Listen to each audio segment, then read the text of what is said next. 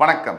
ஆஸ்ட்ரோவேலின் நல்ல நேரம் நிகழ்ச்சியின் சார்பாக அத்துணை சப்ஸ்கிரைபர்களையும் எல்லா அன்பு உள்ளங்களையும் எனது நண்பர்களையும் வருக வருக என வரவேற்பதில் பெருமகிழ்ச்சி கொள்கிறேன். எப்பொழுதும் போல இறை வணக்கத்தை கூறி இந்த வீடியோவை நம்ம தொடங்குவோம். வக்ரதுண்ட மகாகாய சூரிய கோடி சமப்பிரபக அவிக்னம் குருமே தேவ சர்வ காரியேஷு சர்வதா. தென்னாட்டுடைய சிவனே போற்றி, என் நாட்டவர்க்கும் இறைவா போற்றி. அன்பர்களே, நண்பர்களே, மற்றொரு புதிய வீடியோவில் உங்கள் அத்துணை பேரையும் சந்திப்பதில் மிக்க மகிழ்ச்சி கொள்கிறேன்.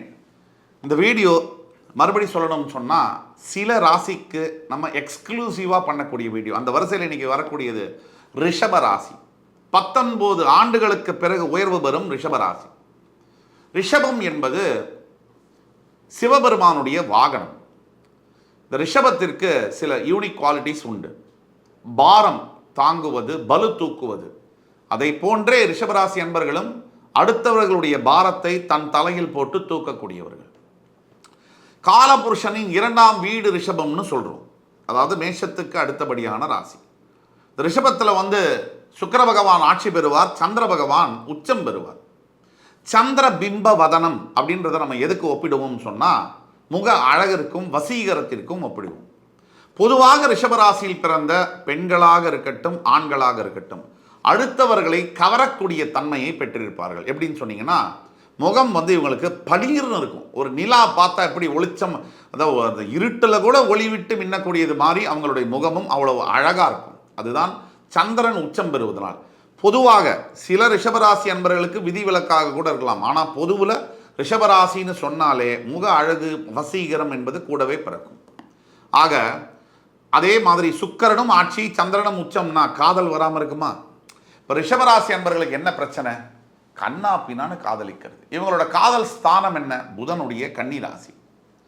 ஆக ரிஷபராசிக்கு என்னன்னா, காதல் பண்ணா கூட பொறுப்பாக காதலிக்கிறது. அதாவது பார்த்து ஸ்கேன் பண்ணி, சிடி ஸ்கேன் பண்ணி, எம்ஆர்ஐ ஸ்கேன் பண்ணி, இந்த பையன் நமக்கு ஒத்து வருவானா, இவன் அழகாத்தான் இருக்கான், ஆனால் வேலை செஞ்சு நம்மளை காப்பாற்றுவானா, இல்லை நம்மளை கலட்டி விட்டுட்டு ஓடிடுவானாங்கிறத படிப்படியாக கல்குலேட் பண்ணுவாங்க. இதே உங்களுடைய சுய ஜாதகத்தில் ரிஷபராசி என்பவர்களுக்கு புதன் பகவான் கொஞ்சம் வலுப்பெற்று இருக்கும் போது ரொம்ப நிதானத்தோடு தான் செயல்படுவாங்க. ஒவ்வொரு முடிவையும் மிக நிதானத்தோடு எடுப்பார்கள்.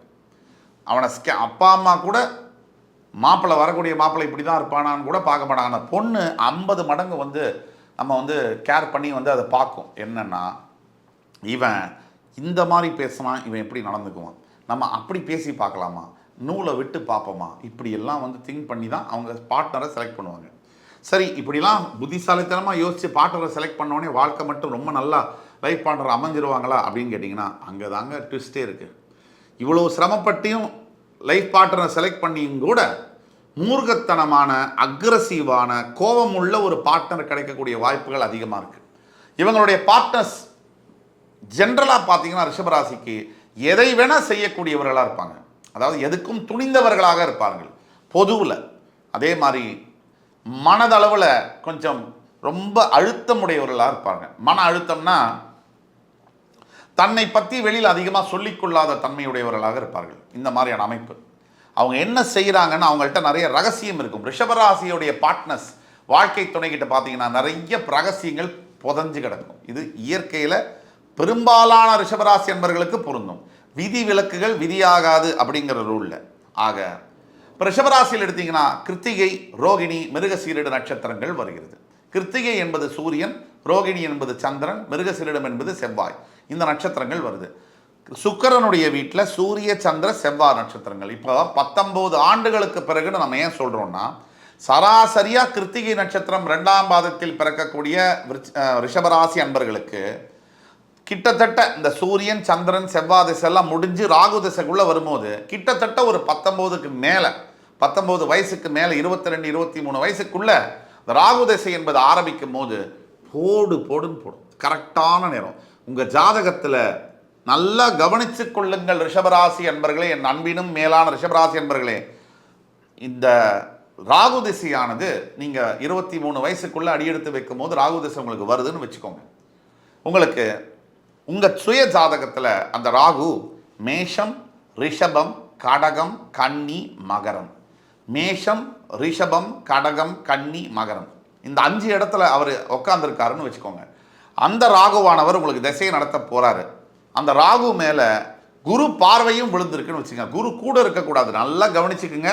குரு கூட இருக்கக்கூடாதுங்க. குருவுடைய 5, 7, 9ஆம் பார்வைகள் உங்கள் ஜனன ஜாதகத்தில் இருக்கக்கூடிய ராகு மேல விழுது. தவிர உங்கள் ஜாதகத்தில் உங்கள் லக்னம் எங்கே இருக்கோ, லா அப்படின்னு போட்டிருக்கு இல்லையா, அந்த லக்னம் எங்கே இருக்கோ அங்கிருந்து அந்த ராகு ஒன்று உங்களுக்கு கும்ப லக்னமாக இருந்து ராகு வந்து மேஷத்தில் இருந்தாலோ, இல்லை உங்களுக்கு கும்ப லக்னமாக இருந்து ராகு வந்து ஒரு எங்கே வேணால் லக்னமாக இருக்கலாம், அந்த லக்னத்திலேருந்து ராகு 3, 6, 11ஆம் இடத்துல இருந்து அந்த இடமானது மேஷ, ரிஷப, கடக, கன்னி, மகரமாக இருந்து அந்த இடத்தை குரு பகவான் பார்த்துட்டாரு 5, 7, 9 பார்வைகளாளன்னு சொன்னால் அந்த 23 வயசில் வரக்கூடிய ராகு தசை, அந்த ராகு வாங்கின நட்சத்திர பாதம் ஓரளவுக்கு நல்ல பாதமாக இருக்கிற பட்சத்தில் இந்த ராகு தசை வெறும் குரு பார்வை இருந்துட்டாலே போரும், அடி தூள் கலப்போம். அந்த ராகு தசை 23 வயசில் ஆரம்பிக்கிற அந்த ராகு தசையானது அந்த மனிதரை வந்து எண்ணியே பார்க்க முடியாத அளவிற்கு, ஒரு எடுத்துக்காட்டுக்கு லோக்கல் பஞ்சாயத்து சேர்மனாக இருக்கக்கூடிய ஒருத்தரை அந்த ராகு பகவான் தசை மத்திய மந்திரியாக ஆக்கியிருக்கு. இதுதான் உண்மை. எந்த அளவுக்கு உயர்த்தும்னு சொன்னால், அடுத்த வேளை சாப்பாட்டுக்கு கஷ்டப்பட்ட ஒருத்தரை மிகப்பெரிய கல்வி நிறுவனங்களுக்கு ஓனராக மாற்றிருக்கு. அந்த ராகு பகவானுக்கு மட்டும் 9 கிரகங்களில் அசாத்தியமான பவர் உண்டு. சனி பகவானுடைய ஹைபிரிட் கிரகம். அவர் நினைத்தாருன்னு சொன்னால் மடுவில் இருக்கக்கூடிய மனுஷனை மன்னன் ஆக்கிடுவார், மன்னனாக இருக்கக்கூடியவரை ரோடுக்கும் கொண்டு வந்துடுவார். இந்த ராகு பகவானுக்கு எக்ஸ்ட்ராடினரி பவர் உண்டு.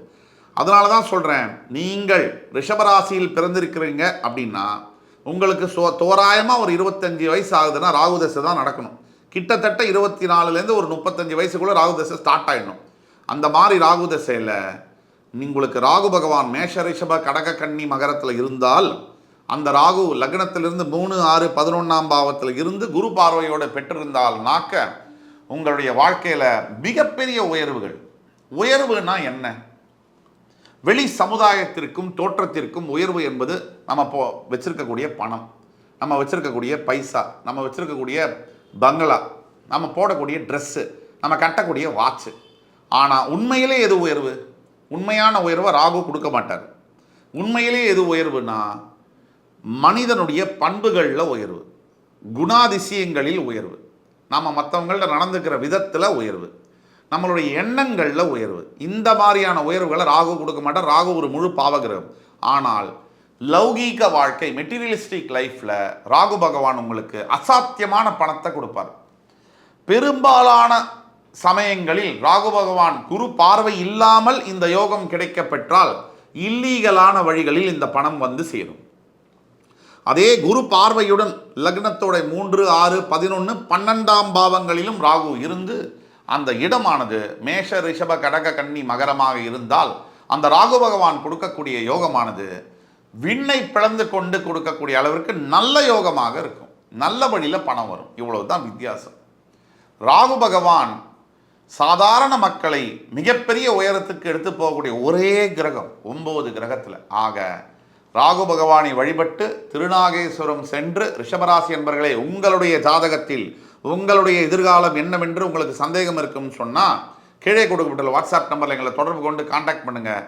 உங்களுக்கான எதிர்கால வாழ்க்கையின் பலன்களை துல்லியமாக கணித்து தர காத்து கொண்டிருக்கிறோம் என்று கூறி அடுத்து வரும் காணொலியில் என் உயிரினும் மேலான ரிஷபராசி அன்பர்களே, உங்களை மறுபடி சந்திக்கும் வரை உங்களிடமிருந்து விடைபெறுவது உங்கள் சுபாஷ் பாலகிருஷ்ணன். நன்றி, வணக்கம், வாழ்க வளமுடன்.